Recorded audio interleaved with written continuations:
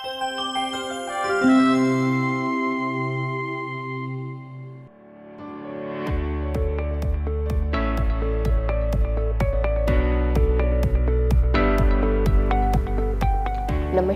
मेरा नाम डॉक्टर मेघा सरोहा है।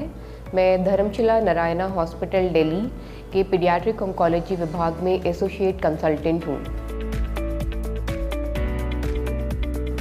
बच्चों में होने वाले सभी कैंसर्स में से लगभग 10% कैंसर बोन ट्यूमर हो सकते हैं। ऑस्टियोसार्कोमा और इवेंट सार्कोमा इनमें से सबसे कॉमन होते हैं। बोन ट्यूमर जनरली 10 साल से बड़े बच्चों में होता है। 5 साल से कम उम्र के बच्चों में होने की शंका थोड़ी कम रहती है। ये हमारे घुटने के आसपास की हड्डियों में काफ़ी कॉमनली होता है।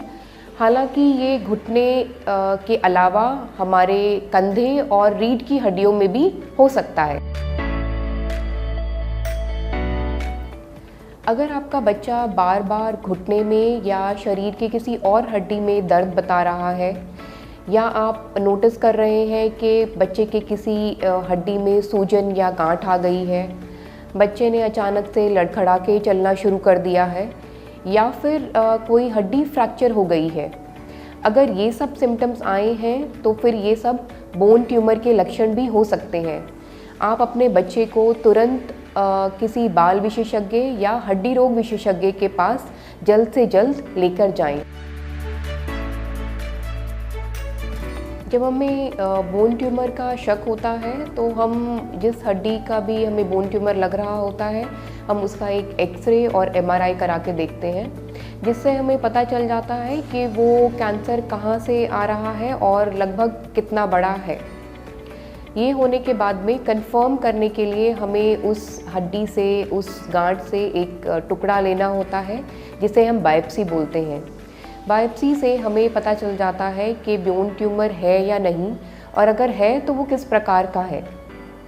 एक बार हमें कंफर्म हो जाता है कि बोन ट्यूमर है, तो फिर हम ये देखने के लिए कि वो शरीर में और कहाँ कहाँ फैला हुआ है और किस किस हड्डी में फैला हुआ है, उसके लिए हम छाती का एक सीटी स्कैन, बोन स्कैन और पेट सीटी स्कैन कराते हैं। बोन ट्यूमर की डायग्नोसिस के बाद पेरेंट्स काफ़ी घबरा जाते हैं, चिंतित हो जाते हैं कि उनके बच्चों के हड्डियों का जो कैंसर है उसकी वजह से हाथ या पाँव का हटाना पड़ेगा, एम्पुटेशन करना पड़ेगा। और बहुत सारे लोग तो ये भी मन बना लेते हैं कि वो इलाज नहीं कराएंगे, या कुछ लोग बीच में इलाज छोड़ देते हैं।